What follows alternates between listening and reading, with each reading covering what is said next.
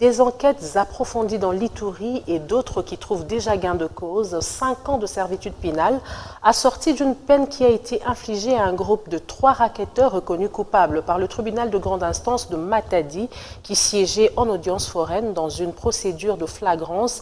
La deuxième et dernière audience publique a eu lieu à la mairie de Matadi. Nous sommes ici dans le Congo central. Correspondance avec Dadi Simbadio. Le verdict est tombé en début de soirée après environ 5 heures d'audience. Joyce Mwanza Kachama, alias Animal, étudiant en 3e année graduée en relations internationales à l'Université de Libre de Matadi, rappeur et pratiquant des arts martiaux, Jonathan Konga et Janine Tsekansungu ont été condamnés chacun à 5 ans de servitude pénale.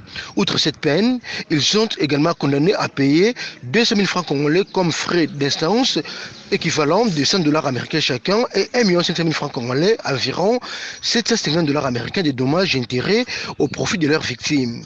Les préalables soulevés par les avocats de la défense sur la détention illégale des prévenus qui ont mis 4 jours au commissariat urbain de la police nationale ville de Matadi a été balayé d'un revers de main par le tribunal de grande instance de Matadi qui a évoqué qu'il s'agissait d'une détention préventive à cause de la flagrance.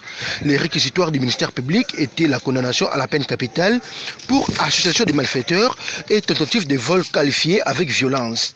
La partie civile, quant à elle, exigeait 50 000 $ américains payables en francs congolais au taux du jour à titre de dommages et intérêts. Pour la petite histoire, les 3 jeunes condamnés avaient dans la nuit du 13 septembre dernier, vers 23 h, intimidé le conducteur Ngoma d'un taxi-moto à l'aide d'une arme blanche pour lui ravir la moto pendant qu'il les transportait. C'est grâce à l'intervention de la population que ces racketteurs ont été arrêtés par la police. Le maire de Matadi, Maître Patine Makenge, dit qu'il a disponibilisé espace et moyens logistiques pour la tenue de ces audiences, a pris l'engagement dorénavant de conduire personnellement les fauteurs de troubles dans sa ville devant l'organe de la loi. C'est suite à la mère d'un des condamnés qui voulait défier la justice congolaise. Dadi Simbadio, Matadi, Biwan.